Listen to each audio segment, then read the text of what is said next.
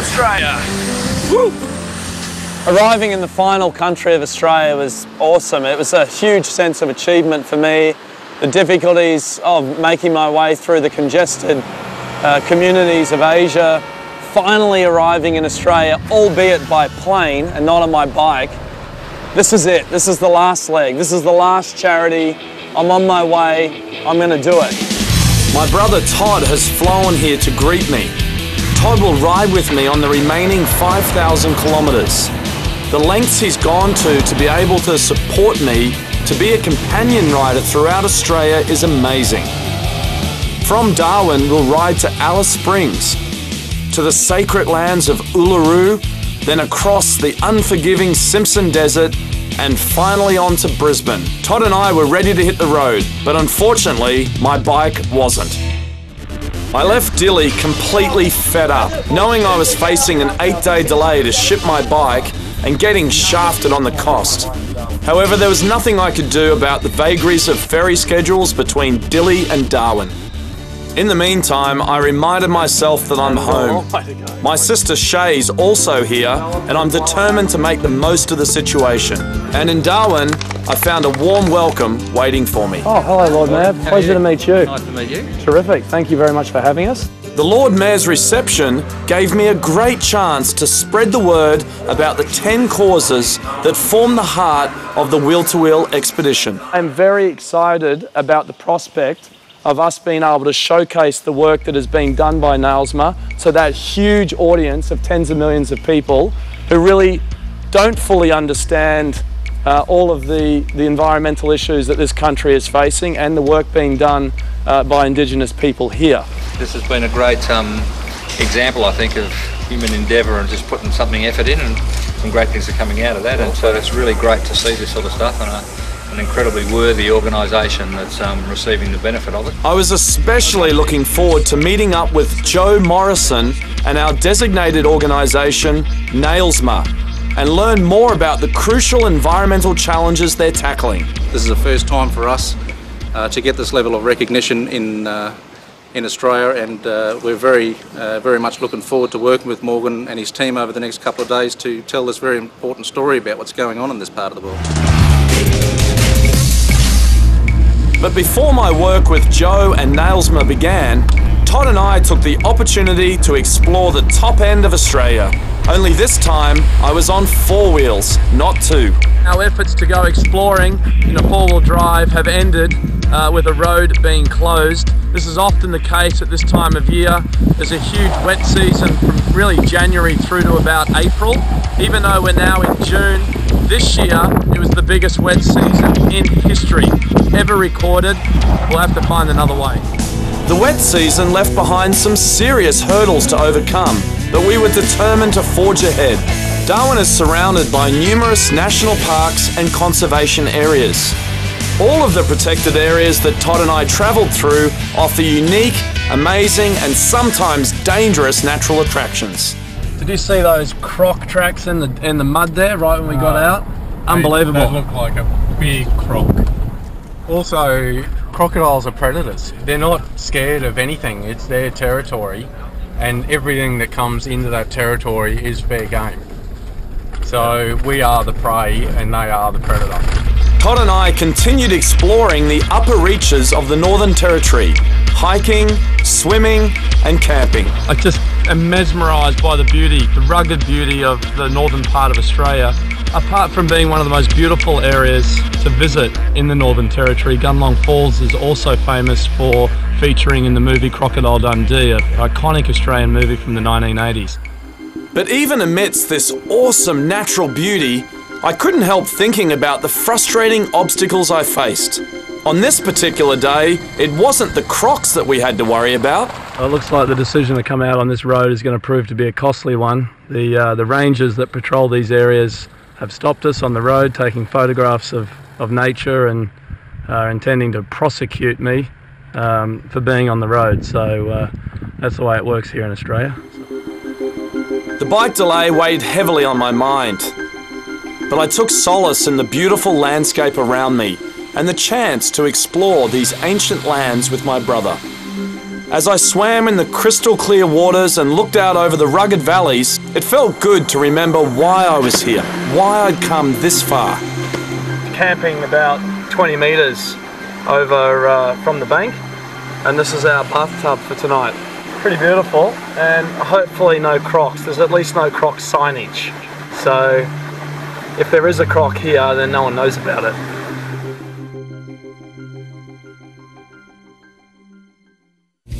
My time in the bush with my brother, our very own walkabout if you will, provided the perfect preparation for what I was about to witness with Nailsma. I'm excited to understand how they are cleverly using traditional Indigenous practices to solve contemporary environmental challenges. When Wheel to Wheel returns, I get to experience firsthand a part of Australia that few have ever seen.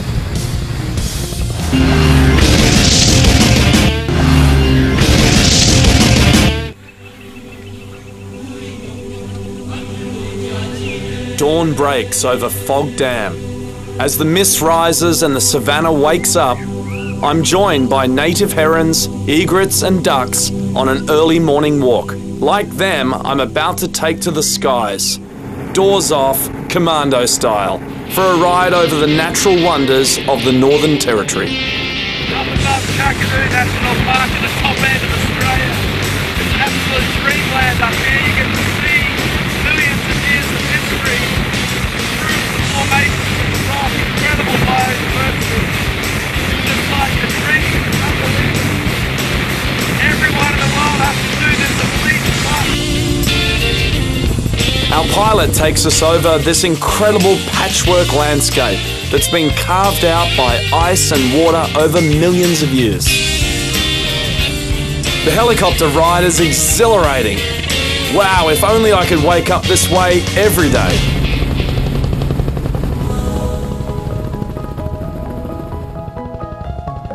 You'd be insane to try and hike or walk anywhere in this brutal landscape. But what a thrill for me to experience this epic, untouched environment. I can totally see what's at stake when it comes to land conservation and the important work that Nailsma are doing in this part of Australia.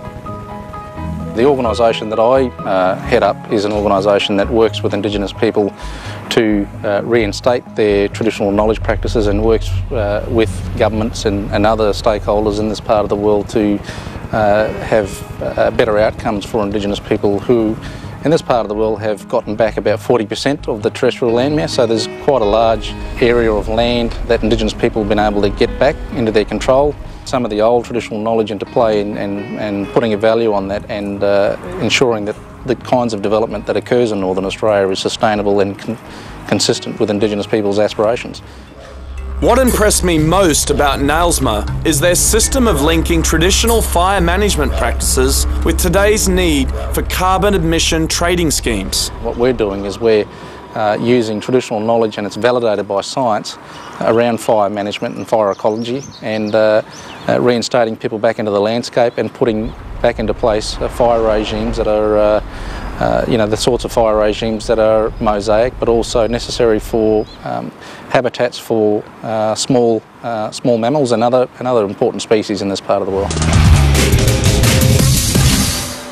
During my time with Nailsma, I got to meet Glenn James, Nailsma's Carbon Social Programs Officer, and his brother Bentley. They've lived and worked with the Indigenous communities for decades. Bentley speaks a whole variety of Aboriginal dialects, and I tell you, these guys know the country like the back of their hand. Traditional landowners, Indigenous people across the north of Australia have been burning their country for millennia. It's part of their tradition. They start early in the dry and they burn in a patchwork type manner, generally speaking, and they burn for a number of different reasons. For hunting, to find water, to clear pathways, to keep bush tucker happening, to keep the country verdant, as part of their land management. Most importantly, the controlled burns reduce the chance of raging, unmanaged bushfires, which release massive amounts of greenhouse gases. Aboriginal people love a fire, they know fire, they understand fire, and they live with it. They're born in smoke, they get smoked when they die, and everything in between is smoke and fire. that pretty much stopped from the sort of the 1970s. So we're actually working with NAILSMA to try and reintroduce that fire management back into the landscape.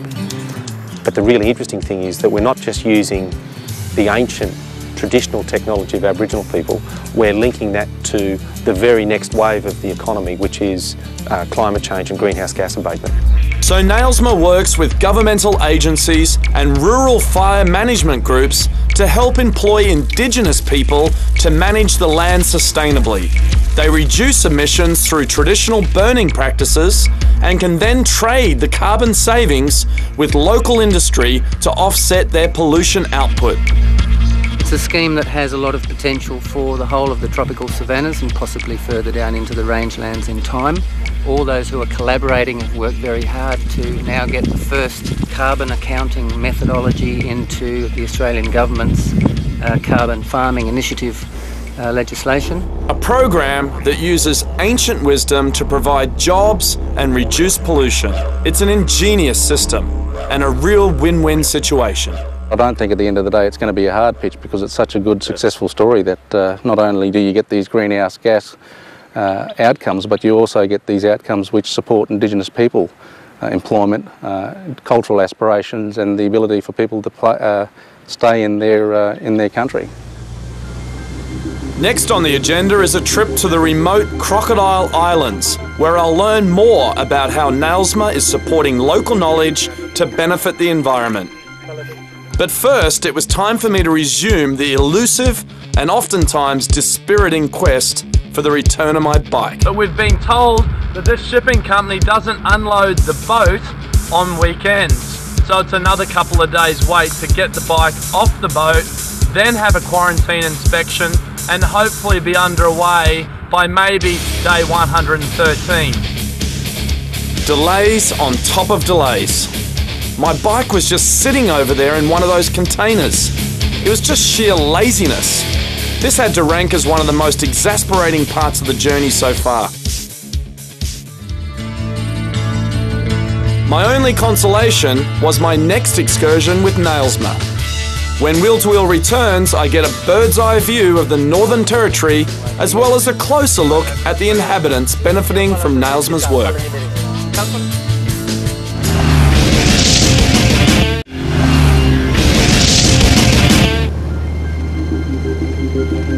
It was a beautiful, clear day, the perfect backdrop for our excursion.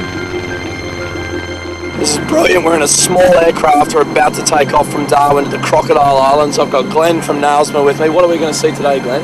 Well, we're going to head out to a remote Crocodile Island, have a look around for some turtle eggs, see some stone fish traps. There'll be some Crocodile Island rangers there, and we'll have a chance to talk about them and their language and culture and their technology.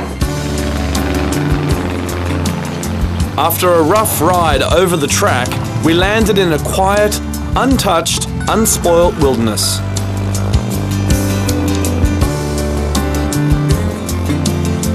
It's awesome. It doesn't get any more remote than this. You see the colours in the ocean. The environment here is completely pristine. No people whatsoever. I can understand why they want to protect this land so much. It's absolutely amazing. In this part of Australia, people can't just pop down to the local shopping centre when they need food. They survive, in a lot of ways, just as their ancestors did. Fishing, trapping and foraging. Oh, it's beautiful. So white. I can see one in there, yeah, just the edge of one. Many there, Leonard, isn't there? Many. Maybe 35 to 50. Oh, that is awesome. They're actually quite soft. How are these small turtle eggs being managed for sustainability? Well, the people of the islands who are forming the Crocodile Islands Ranger program spend all their time tracking around the beach, checking where turtle eggs have been laid. And those areas that they've cut off from predation that stop other people being able to come and take them, they look after them and allow those little turtles to go down to the sea. But the ones on these beaches here that are predestined to be food beaches, where people come to get food to continue to do their traditional diet and continue their traditional practices, they come and take these eggs here, but only these ones, and all of the other ones get looked after and taken back to the sea. So other things that might predate them, like pigs or goannas or dogs, are kept off the islands to make sure that all of the turtles get back to the sea. Absolutely incredible. We walked out past the sand where the traps are built using just the rocks. The fish swim in with the tide and are trapped as the tide goes out. But, as local ranger Leonard told me, the islanders take only the fish they need and let the rest go. Right here we can see a way of teaching the rest of the world how Indigenous people work in harmony with their country, leaving what they don't need and taking what they do, and managing the other resources in their environment in a sustainable and harmonious manner. What a lesson. All over the island, I witnessed amazing examples of how Indigenous people not only live off the land, but respect and care for it at the same time. But undoubtedly, the most inspiring part of the trip was meeting Laurie Barawanga, 90 years young, recently named as the Senior Australian of the Year. Laurie has devoted her whole life to passing on the stories of the land and sea to the next generation. Few people actually take the time to go out into these communities and really listen to what Aboriginal Australians want. They want to be on their country. They want to effectively be left alone to live in the way that they've lived for tens of thousands of years. What we're forcing onto them is a different set of values and a different style of civilization to what they know. That's going to be the great challenge of the 21st century for Australia, is how they engage with Indigenous peoples who want to live on this land and want to live out on country and who want to participate and provide services for the greater good of Australia. I felt completely recharged after my visit to Crocodile Islands, seeing how much the Indigenous people cherish this pristine natural environment. It made me realise we can all learn from their traditional ways. It's really important that we consider Indigenous people in the mix of globalisation and development, and particularly for us here in Northern Australia, I think there's a lot to contribute towards ensuring that Indigenous people are not just consulted, but Indigenous people drive development in this part of the world, so we end up with not just a romantic notion that people have been here for 50,000 years, but we're also getting people to think about, well, what's the next 50,000 years in this part of the world going to look like? And that's going to be very important for us. It's day 111 of the World's Well expedition. If you can't be on my bike riding through the Australian outback like I should be, then the next best place to be is at the V8 Supercar Triple Crown Cup here in Darwin.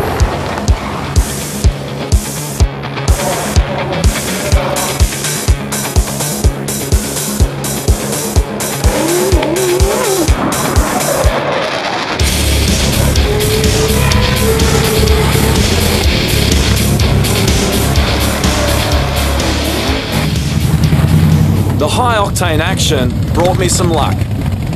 At long last, my bike.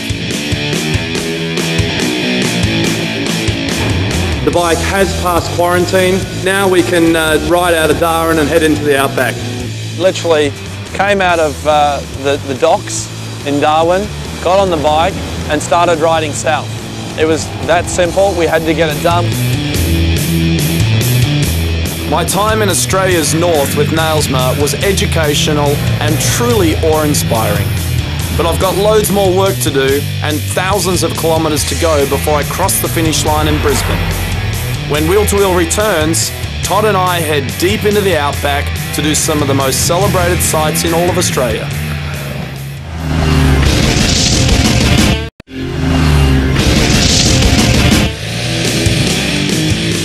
I'm home, but I'm far from home with lots of hard riding ahead.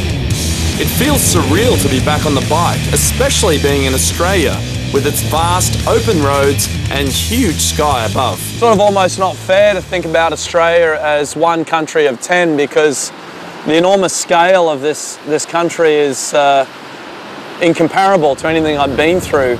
I knew that the conditions would be very different, and in a sense it's a separate expedition. A lot of the other countries have similarities, but Australia is stark contrast. Despite being behind schedule, we had to stop at Devil's Marbles, about 400 kilometres from Alice Springs. These granite boulders, known as Kalu Kalu, as well as the surrounding land, were officially handed back to their traditional owners only a few years ago. We were trying to make up time, riding at breakneck speed, and as the shadows lengthened across the blacktop, praying we didn't encounter a kangaroo. Imagine a solid rock mass of 80 plus kilograms, taller than me, travelling up to 60 kilometres per hour. So between the extreme desert temperatures, potential road dangers and our high speed, it made for a very, very tough day. The challenge is managing your mind to handle the very long distances and the remoteness of not passing many cars as the hundreds of kilometres roll by. But I didn't mind the long hours because this part of the expedition was all about the ride. After a quick pit stop to service the bike, we headed out of Alice Springs towards Australia's ultimate off-road test of biking skill and endurance. The perilous, the hazardous, the famous Finke Racetrack. If I ever questioned the long hours in the gym, I certainly didn't now. I was using every muscle to keep my wheels on the track. This is what I'd trained for. Right here, right now. You'll never guess where we woke up this morning after an epic day riding from Alice Springs to Finke on the infamous racetrack there. 260 kilometres of death-defying off-road action. We crept into this location under the cover of darkness, set up camp right beside our bikes, and we woke up here, right in the geographic centre of Australia. Our reward for days of hard riding was a helicopter trip over the sacred and magical Uluru. It was absolutely breathtaking. We're high above Uluru in the centre of Australia. Such a proud moment for me as Australian for the expedition to have come this far and to arrive at this iconic monolith, the world's largest single rock. There's something alien about it, just sitting here out on this flat plain amongst the desert. Absolutely awesome. For me, on this occasion, it was ultra special because I'd always dreamt of riding my motorbike through Australia to the dead centre.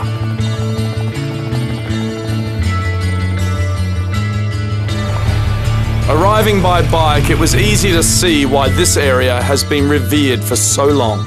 Yeah, even though when you see these incredible icons of Australia like Uluru behind us, you've got to remember that these have been here for millions of years and there's been people on this land for tens of thousands of years. The work that we've been doing with NAILSMA really feels so important to me now. I feel like I'm understanding it more and more each day when we travel through all of this countryside in the centre of Australia. Yeah, it's so easy to see why the Aboriginal people have such a connection with the land and with nature, and it's something that you just feel wherever you go, and it's just an absolutely magical place.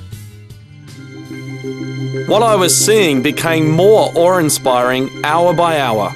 The sounds of wild animals and the energy of 1,000 stars greeted us every night as my brother and I camped and rode across the middle of Australia. You turn the lights off and you see the stars, and more stars than you ever could have possibly appreciate. And living in Hong Kong with air pollution, you never get to see that. But out there in the centre of Australia, the whole world seems to come alight at night. You hear the desert, you hear the animals, the wind going through there, you know, the stars. It's amazing. It really is amazing. Yet another 10-hour day on our way to Uluru Kata Tjuta National Park.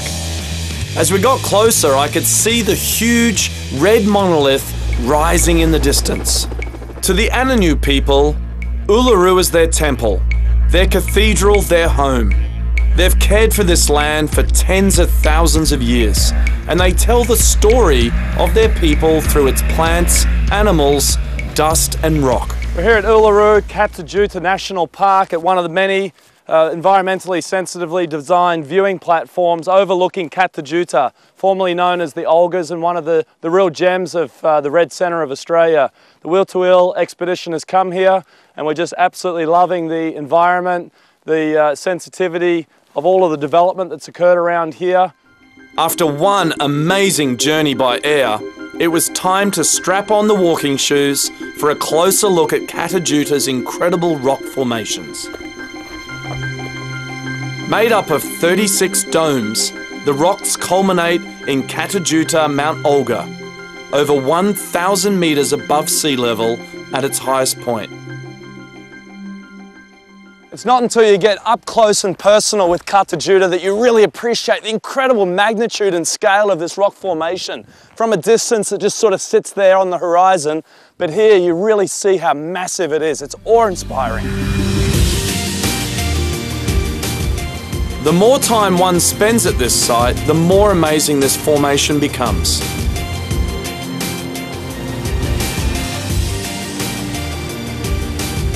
We covered over 4,000 kilometres in only 3 days, and we were now on the home stretch.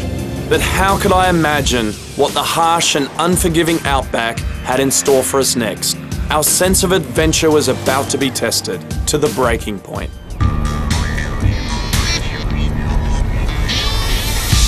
Breaking down in the middle of Australia was my worst nightmare. And unfortunately, I came across a group of travellers who did just that.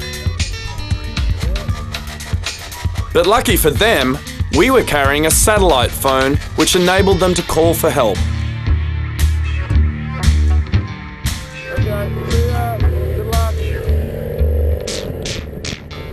Todd set a course for us along a river in the desert, well off the main roads. He had his heart set on trying some really technical off-road rides as we made our way east towards Brisbane. I knew the ride wasn't going to be easy. It was really one of the last physical challenges of the trip, and I was ready to conquer it. 8 hours and we've covered only 65 kilometres. 19 crashes, a smashed clutch lever, bent panels, plus no rear suspension. And now, the tracks disappeared. We were hours from anywhere, almost out of fuel, and losing light fast. I came off the bike about 20 times in a 70 kilometre trail, not a road, but a trail through the outback of Australia. Very difficult, sandy conditions. We were supposed to be in Alice Springs last night, but we've had to camp by the side of the road. The reason is that the fuel station that we were expecting to refuel at is closed, and so we had to camp overnight to wait for it to open today. So after we pack up here, we're going to go get some fuel and head off to Alice Springs. We may have had all the bells and whistles for global adventuring, but if something went wrong, we knew we were still hours away from help. At the end of the day, it took a bit of planning and a lot of willpower to get Todd and I across Australia. Just about to set off here from Alice Springs on day 120, which could be potentially the most dangerous day of the entire expedition. We're travelling over 600 kilometres across the northern part of the Simpson Desert.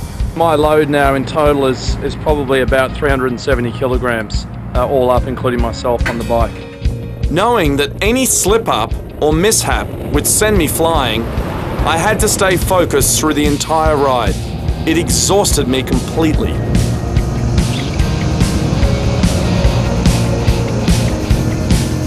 As we left the outback, the geography started to change too. It was greener, there were more trees and more cars. But in a funny way, I started to miss the country folk, and I realised I'd grown to appreciate their style of life. See that community spirit, that sense of togetherness where people wave at each other and say hello when they're driving past, and you can stop and have a chat on the side of the street.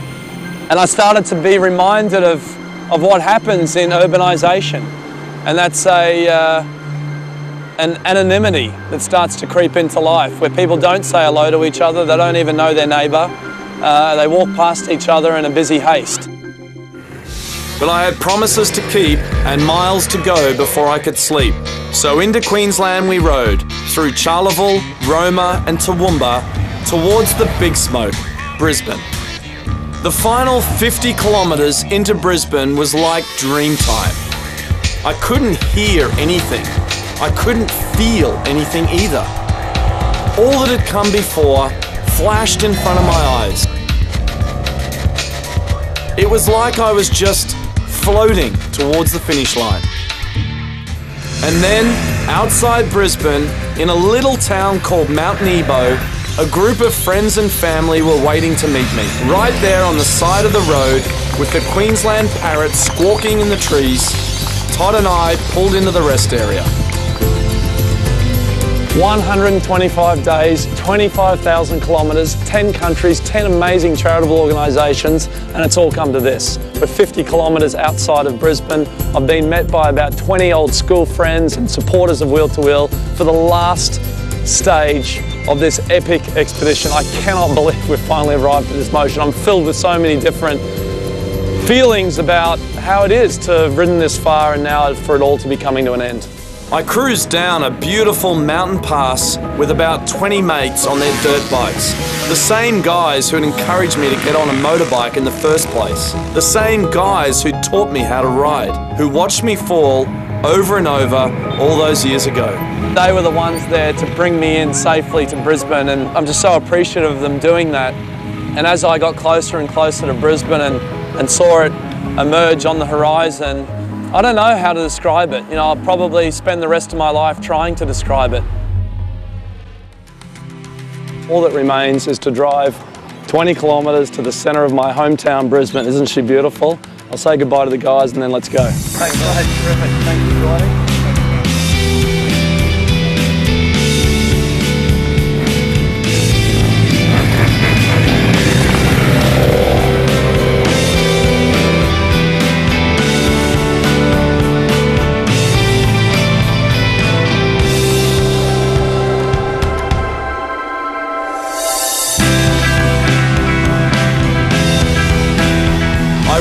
Straight into the reception and into the arms of my family and friends.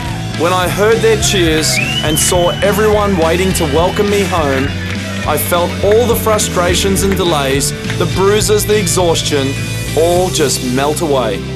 I knew it was all worth it.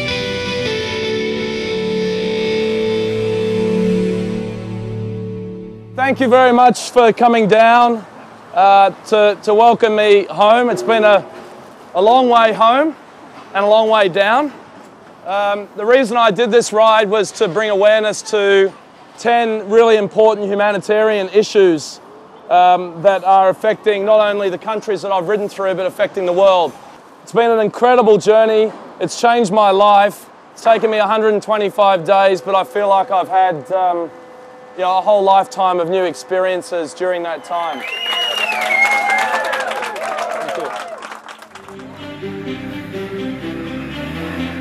125 days, 25,000 kilometres, 10 countries and 10 remarkable humanitarian stories. That's a lot in itself. And that's not including the 2 years spent planning this wheel-to-wheel expedition. There were so many amazing adventures along the way. So far, the expedition has raised $200,000 US, all of which is going to 10 incredibly worthy causes. Grassroots groups that are making a massive difference in their local communities and helping to make the world a better place.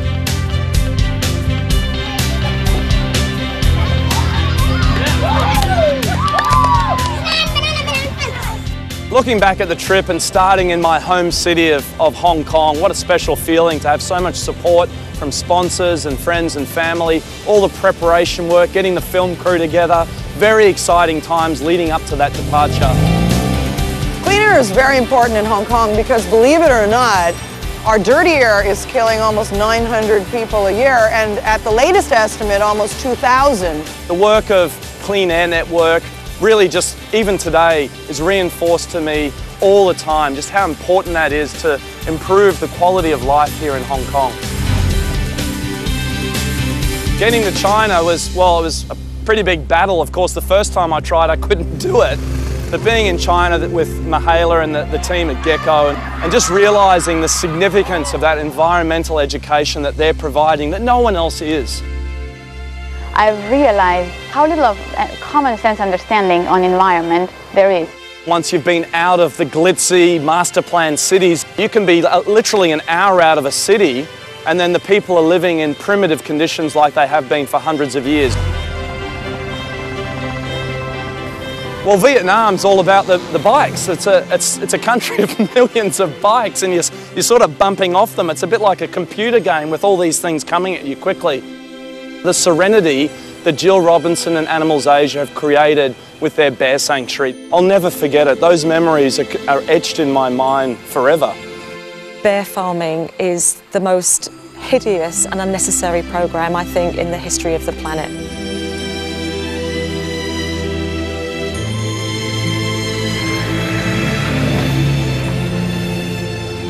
Well, Laos will always be remembered for the Hell Day. I couldn't believe that I was only a little over 2 weeks into it and I'd arrived at a point where I couldn't go on. It'd been raining forever and the conditions were atrocious and I couldn't believe how cold it was. And that doesn't really come through on the camera, but what I was experiencing was really punishing. It was an absolute tragedy not to make it to the school opening during the adventure. I never could have thought anything could be so hard and just challenged me so much. And because of the funds we were able to raise and then pass on to Child's Dream, Alan and I did get the opportunity later to go back and open a wheel-to-wheel school. Every time I walk to a school, it touches me and it's the fulfillment of the dream. That's why the organization is called Child's Dream. Cambodia, I was completely alone for long periods of time. I did some genocide tourism in Phnom Penh, which was heartbreaking. Then moving on to Siem Reap and this seemingly endless need that exists that New Hope is trying to fill. They started out in education, but now they're providing all sorts of needs for those communities. I would like to see the people not starving anymore. And in the future, like many people and much better and better. Being in Thailand during Songkran was one of those unexpected benefits of the expedition, and it was quite a blast, you know, literally getting hammered with all that water. And then going up to Bangura, of course, what can I say? I think I was really, truly naive about just how special and ultimately normal people who are infected with HIV are. The first medicine became available and we decided to give medicine to the children. So our children did not die anymore. It was no place for dying, it was a place all of a sudden for living.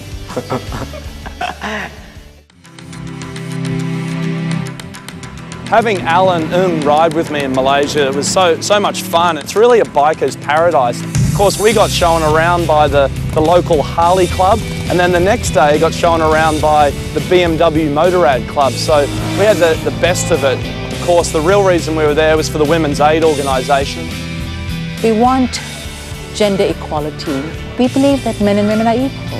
It's as simple as that. I learned that men have a really big role to play in that fight. You know, when I think back on Indonesia, there's too many experiences to recall, but going to Banda Aceh, where so many tens of thousands of people were killed just a few years back in the tsunami, that was really heartbreaking for me to see that. Then of course going off to Tripa Peat Swamp with Pan Echo, this swamp that was being converted for palm oil, and you know, just because things are out of sight doesn't mean they don't affect us. And this is one of the biggest environmental catastrophes of the modern age. Out of sight, out of mind. Nobody cares. Deforestation of the peat swamps in Indonesia has a major, major impact on climate change globally.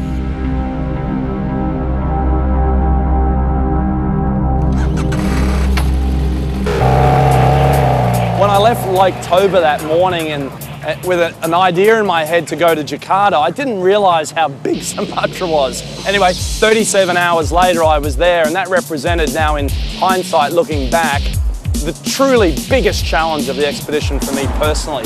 All alone in those chaotic conditions, mountain roads like this, and then arriving in Jakarta at 2 or 3 in the morning.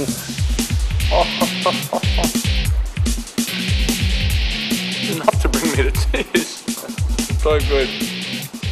The highs and lows of being an adventurer were brought home to me just out of Bandung, where I was involved in a head-on collision with another motorcycle.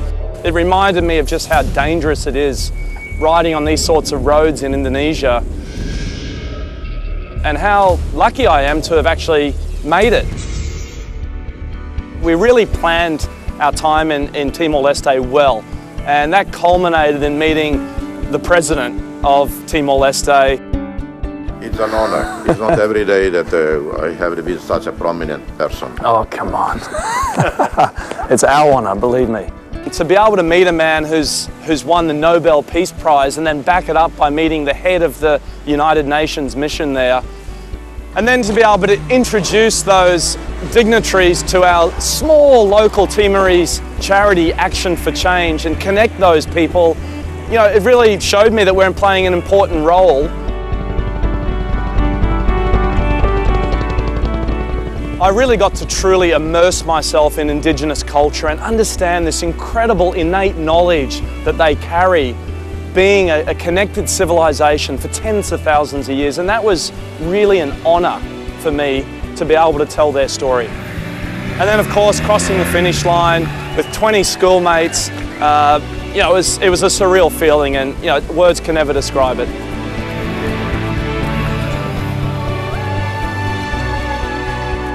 The work of Wheel to Wheel will go on. After completing the first expedition, we've realised we've got this positive role to play in bringing these untold humanitarian stories to life. We're already planning the next expedition and the next production in another exciting location, tackling a new issue. It's always going to be on 2 wheels. It's always going to be a lot of fun, because after all, the journey never ends.